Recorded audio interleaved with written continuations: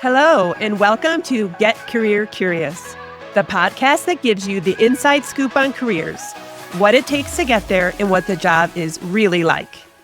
So have you ever thought about becoming a nurse? This week's guest, Robyn Rhinehart, has worked as a nurse for the past 13 years and has worked in various roles, from med-surg to ICU to dermatology and beyond.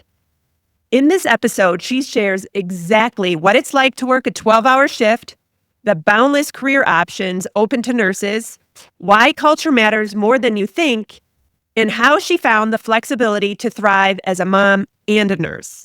So if you've ever wondered whether nursing is for you, this is your sign to listen. Welcome, Robyn. Hi, how are you? Good. I'm so glad you're here on the podcast. Having me. Have you always knew you wanted to be a nurse? Did you grow up wanting this profession, or did it kind of evolve over time? How did you choose your nursing career? It definitely evolved over time. I definitely wasn't one of those people that grew up in a family of nurses. I feel like a lot of my coworkers are like, well, my grandma was a nurse, but my mom ended up actually getting really sick when I started college, my freshman year. She was in the hospital for quite a bit, and so I was around that quite a bit, and that encouraged me to kind of shift gears a little bit. And I started off with my nursing assistant. I ended up getting my CNA certificate my freshman year of college, and then from there, I think I just developed the passion and knew that that's what I wanted to do. Did you study nursing in college then? Yeah, so I mean, my first semester freshman year, I went in thinking I was going to do marketing and sales or something. And then I totally changed. And actually my freshman year roommate was a nursing major too. So it kind of helped guide me towards that too, just because I saw what she was doing and I was like, that sounds way better than what I'm doing. Yeah, so it kind of evolved. Once you graduated, what was your first role out of college in nursing? So I started out on a med-surg floor. I worked at one of the main hospitals in my area. I was actually one of the first people to get a job right away from my nursing school, and I think that is because I had my CNA license. I worked at that same job as a nursing assistant. And then I worked in med-surg, which was a lot of ortho. It was ortho and spine, and then just general surgery. And that is one of the advice that I do give a lot of the new grads that I work with. I think it's a really good foundation. It kind of gives you the broad spectrum of nursing, and it's hard. So it kind of lets you know what real life is like. And what were those days like? How did your day flow when you just started working in med-surg? So working in med-surg, it depends on kind of which hospital you're working for, but the patient care ratios, generally when you're on day shift, you shouldn't have more than 4. And then on night shift, they tend to have 5. I mean, it was 12 hours, so you worked a 12-hour day, you're on your feet. A lot of my job back then was, it's post-op, so you're getting people up, you're working with the physical therapy, you're passing meds, you're medicating for pain, you're getting people off of their pain pumps, you're doing your 4-hour assessments. It's very busy. And so every day was probably a little different for you, which is probably a benefit. It doesn't get monotonous. Yeah. In nursing. Yeah, so, I mean, that is one of the main benefits of nursing, yeah. And then how many years did you do that before you moved into a different role within nursing? So I was on that floor for 3 years. I went into a charge nurse role a couple of days a week, which also helped. What is a charge nurse role? And I was the one that was assigning patient assignments, managing the board as far as discharges go. How many surgeries did we have that day? Do we have enough beds for that? Kind of assigning who's going to get which post-ops, stuff like that. And then we would usually pick up 2 patients ourselves on top of all of that. It's bed management. Yeah. So it was more of a kind of manager level role where you're kind of a little bit, a step below. Okay. Yeah. Absolutely. Quarterbacking is what I would say. Yeah. And did you enjoy that role? Oh, I loved that. Yeah, I definitely loved it. I think it was hard because I was one of the younger people on the unit, and for me being asked to do that role, I had a lot of pushback from people. I think something that is really sad, and hopefully it's getting better, is that a lot of times like nurses eat their young. It's kind of known in the nursing community. I don't know why. I think that sometimes people feel like, like, well, I put in my time, you need to put in your time. I always would like to take students because I like to build them up instead of like scaring them. But I definitely met that in my first role. So it's not really, in your opinion, not a misconception that breaking in as a young nurse, it has its challenges. No, I don't think it's a misconception at all. I think sadly, sometimes, yeah, like it can be worse in different places. I think that that's like a really good question to ask in an interview when you're interviewing for nursing is, what's the culture like here? How do people interact with one another? To try to get a feel for it, because in the multiple jobs that I've had, the culture makes a huge difference. But yeah, anywhere you work, is it a team culture? Is it not? Do we support one another? Do we cover for one another? Yeah, I'm sure that makes a big difference in the nursing field. So after you were a charge nurse, what was your next career step? So then I transitioned into a critical care role. I switched hospitals. I went and started doing ICU from there, which is what I always wanted to do, I think. And then, yeah. That's a pretty intense role, right? You're dealing with really sick patients? For sure. I think the nurses are kind of like sick that way. Like we do like a little bit of adrenaline. And I think that there was always like a little bit of adrenaline attached to that role. And also like your brain just works in a different way. You're getting the labs back. You're seeing like, okay, we're definitely going to need to like adjust this patient's ventilator settings. We need to replace their potassium right away. Like, what's their heart rhythm doing? It's like addicting kind of. Like I miss that a lot, but like I don't miss like how hard it was. What made it hard? Just the hours or how much you had to think? Like you were doing a lot of critical thinking. What made that role hard? I mean, I think it's really hard to like, for me now, COVID completely changed like my mindset as far as like quality of life. And I think if you talk to a lot of nurses that were working the ICU during that time, like I literally go to therapy to like try to forget some of the things that I saw and that I went through. So I think like that is ultimately what shifted me. I think if COVID hadn't have happened, I would probably still be in the ICU. But for me, it just was one of those things where like I wasn't excited to come to work anymore. And that's not like you don't have to settle for that. And I think that's what's nice about nursing is that there's always something else that you can try. So I did 3 years of ICU.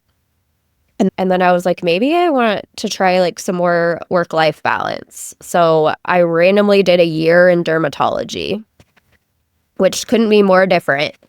It was still kind of fun because there was a lot of procedures, but it was a lot more clinical, a lot more like care managing, a lot more of like calling people with their lab results, that type of thing. So when you say it only lasted a year, I got bored. Yeah.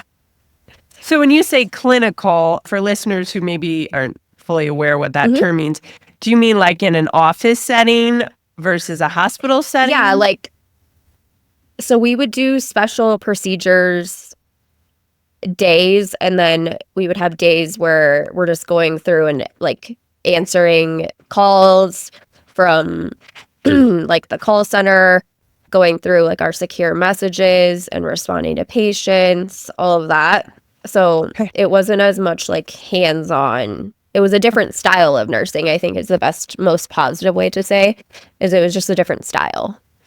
And you figured out after a year it wasn't really what you wanted to keep doing, correct? And then you chose a different path? Yeah. So then I kind of wanted to find something in the middle. So I ended up going into PACU, which is the post-anesthesia care unit. And so it's still a little bit critical, a little bit of the adrenaline, but a little bit more of that work-life balance that I was looking for. And when you say that, was the shifts different, or was it just the intensity of the day? Yeah, there were different shifts. So there was like an early morning shift, and you were off like early afternoon, and that was my favorite shift because you could be off. And then there was like the later shift where you came in at 9, but then you were there until the last patient left type of situation. But it just felt better. It's like 12 hours. It's hard on your body. It's really hard on your body. Yeah, no, it is. And you probably come home pretty exhausted. And so, and then, finding a role that maybe gives you a little less stress on your body so you can come home and not be exhausted. Those are some, good things to think about when you're looking at your career. But I do think just even hearing from you, you've been able to navigate nursing to different times in your life that fit kind of where you are. Where do you practice now? I switched to, it's more of a clinic situation. It's urgent care for the hospital that I work for. And the patient population that I care for is really special. I run a clinic that we see upwards of like 72 patients a day. But I am able to pick my daughter up from daycare every day. I see my husband every night, and I have weekends. I don't work holidays. So at the point of me, I'm 36, almost 37. That's my priority right now. I've reached the point where I don't feel like I want to get any more certifications. I don't want to get any more degrees. I don't know, maybe like sometimes I still play with the idea, but I'm just super happy with my schedule, basically. If someone's considering going into nursing, there's so many avenues to pursue, and you've experienced personally quite a few. Do you have any advice going in? I mean, obviously, you probably can't just jump right into a job has a little more flexibility like you have now. Are most of them like 12-hour shifts? You have to pay your dues. Is it one of those cultures? Yeah, I think that's also like one of the discouraging and kind of not great things is oftentimes when you're a new grad, you're forced to have to work night shift, which is so hard on your body. Like it is so, so hard. Like I had to work nights during COVID, and my whole like menstrual cycle changed. Like everything was all messed up. So a lot of times people, if you want to work at a hospital, you're going to have to start on nights, and you kind of just have to come to terms with that. And a lot of nursing is based on seniority. Okay. So it's who wants to change to day shift and what's their seniority. If there's someone above your seniority level, then they get that first. Like if you want Christmas off, but a person that's been there longer wants Christmas off, then they get Christmas off. And typically, how long do you do this for? Do you usually kind of work your way out of the night shift after a year, after 2 years? Yeah, absolutely. I mean, night shift does get paid quite a bit more. So I think an advice that I would have for a new grad that is going into nursing and they're going to be working night shift is that differential that you're making, set it aside so that you're not dependent on that money if you know that you want to work day shift. Because then you're not bound to the paycheck, and then you can like improve your quality of life by going to days while, not having to change any lifestyles. Because I think a lot of times people get handcuffed by that differential because it is significant. So that's advice that I've given new grads too, is like, don't count on that. Like try to set that piece aside so that you get used to the day shift salary as a new grad. That's great advice. And along those lines, are there different specialties in nursing that pay more than others? So it depends on the healthcare system that you work for. They'll compensate you for certain certifications. So at one time I had my trauma nurse certification. It's a very hard course and test that you have to take.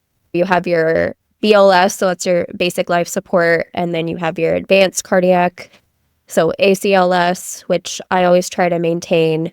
They might give you some credit for that. Peds, you're always required to have pediatrics, BLS certification. And when you're working in a PACU setting, you're required to have that too. You can always get like med-surg certified, should compensate you for that because it's incredibly hard test. You're studying. I mean, you can get critical care certified. You can get pediatric certified. There's a lot of certifications that like give you more acronyms at the end of your RN, BSN. You can be a CCRN, M-surg RN. And with that, like I would say that would be an important question to ask. It's, will you compensate me for additional certifications that I decide to do? Because ultimately, it's making you an expert in that department. Right. So, and when you're getting these additional certifications, do you pay for them out of pocket or do they come through the hospital?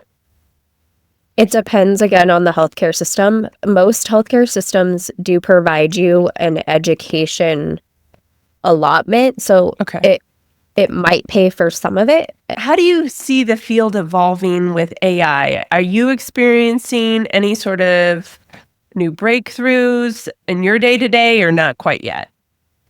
Not in my current job. I think that there's potential for it, but I'm also not like the most techie of people for being a millennial. Like I'm kind of like not.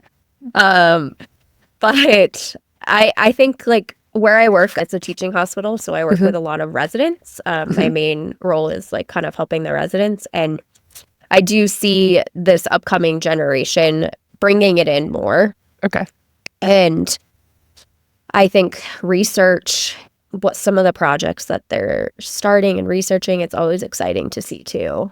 But honestly, I'm not the person to ask for that. I'm really like, that's fine. I'm like, jobs, what? We got a new what? Yeah. Like some jobs they experience it, sometimes they don't. Yeah. So what would you say is the coolest part of your job that maybe some people don't know about nursing? For me, like what makes me get up in the morning to like go to work every day is the relationships that I've developed with the people that I work with. I work with really, really great doctors. I think that that's something that might be misconstrued, is that there's like a hierarchy, but a lot of times you're equals. They respect you and they see you, you know, a lot of times they're like, you're the one doing everything. So like we respect you. I love working with my residents. It's so fun to see them grow. I get to see them their first year and then I see them on their last, and just seeing like the difference that they make. And then the opportunity to develop relationships with your patients. I do some procedures that I see patients like weekly to bi-weekly. And I know them, like I know about their family. They look forward to seeing me. I feel like if I miss a day, I'm like, oh my gosh, they're probably gonna be wondering where I'm at. There's a lot. I think like it's all about your perspective. I feel lucky that I'm in a role that I'm somebody's stability during an unstable time, and that's what makes me passionate about nursing, is that I'm able to be there for somebody when they're at their weakest or most vulnerable. If I can make them laugh, if I can make them smile, if I can give them comfort, then I had a really good day. Like, I had a that good is job so today. fulfilling. Like, yeah. Like, it feels really good. I love to hear that. And I feel like not every job you get that opportunity. If you were going to assess someone coming into nursing, are there some like character traits? What are those traits you would look for? I still get nursing students coming in that shadow me and do stuff even in my current role. I think for me, what I always tell people is like, in nursing, like you don't always have to be the smartest, but I think like your like common sense is really important too. Like you have to understand that science isn't black and white. There is a gray area and there's level for interpretation. And I mean, you do have to have a strong work ethic. You can't do this job if you're, I can't think of like a more positive word of saying besides lazy. Like you have to be a hard worker and willing to, and there is a level of like no fear. Like you have to pretend like this isn't the first patient that you're doing this IV on, and have a little bit of false confidence. Ask questions. I always tell people, I'm like, just ask questions. Like, it is okay if you don't know the answer. Like, this is very important. We're in charge of people's lives. Just ask a question. I look for like a level of confidence. Like, I think that makes the best caretaker. And obviously there's too much confidence. Yeah, it's a balance for sure. And it sounds like if you really were interested in nursing, it might be a good idea to get your CRNA so that you could see it. CNA. Okay, that's another level. No, yeah, sorry. It'd be a good idea to get your CNA. So you could do almost like an internship, right? Like you can see, do you like working in this setting? Yeah. And they do offer, I think they call them externships. Some of the hospital systems, once you're in nursing school, you don't have to go and get your certified nursing assistant license. They'll take you on as a nursing student, and from there that you're doing a similar job, but they'll let you do a couple of other things too. And I think that's something that some of my fellow students did, and it was really helpful for them too. And I think it's a good way to also find out what you like too. Right. Like maybe floor nursing isn't for you. And there's some people that, the clinic that's what they want to do, and that's great. And we need nurses everywhere. So yeah. And that's what's fun, is you can do anything. Yeah. It sounds like you have so much job flexibility, and it was a career that could work with if you wanted a family and you needed to scale up your hours or down your hours. So I think that's good to hear as well, because not every job offers that. So yeah, if you were to choose your path over again, would you choose nursing, or would you have chosen a different profession? I think at this point in my life, nursing is like a part of my identity. So I don't really know. I think about that sometimes and I'm like, is there anything else that I really want to do? I mean, like a fun job, maybe like a fun, like, oh, I could be like an event planner, but it's like, what are the chances that I would be like a successful event planner? Little. I don't think so. I think I would pick nursing. I think it's the only job that I know, like you said, that you get that feeling of like, you know what, I really made a difference today. It works my brain. Like I'm still learning something like weekly, if not daily. Yeah. I think it is constantly teaching me things about myself. I think I've become a better person because of it. I've learned how to communicate well through it. And also it's super fun. Like no day is the same. There's still like that adrenaline junkie in me that I'm like, oh my gosh, this person's getting sick. We got to take care of them. Let's go. Yeah, I don't think so. I love it. That's great. That's so good to hear. Yeah. Is there any last parting wisdom you'd want to give to listeners who are considering a career in nursing? I think my best advice is if you're not passionate about it, then it's probably not the career for you, because passion is what gets you through those hard days.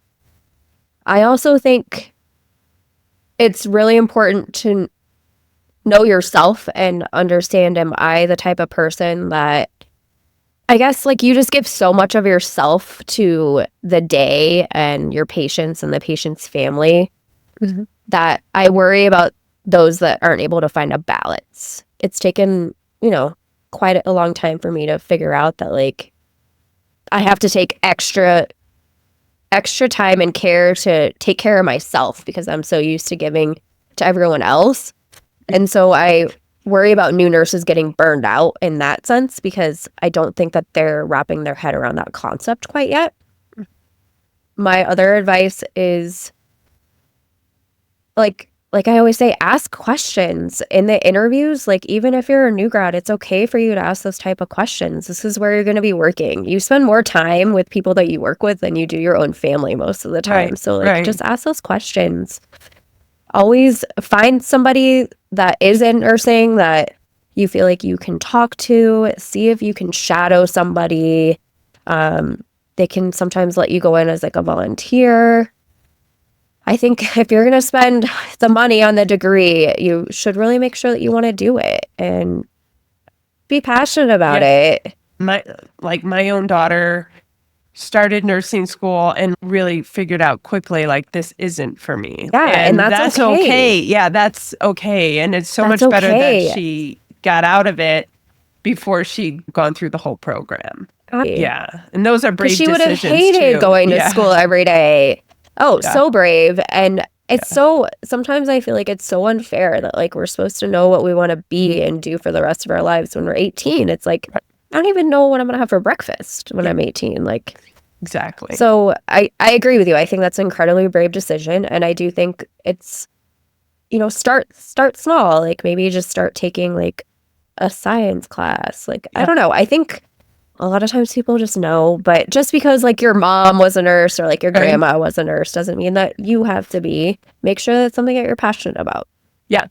And you're passionate, and that's why it shows through, and you genuinely love your job. So I think that's I do. I'm really lucky. And I do. I think I'm lucky.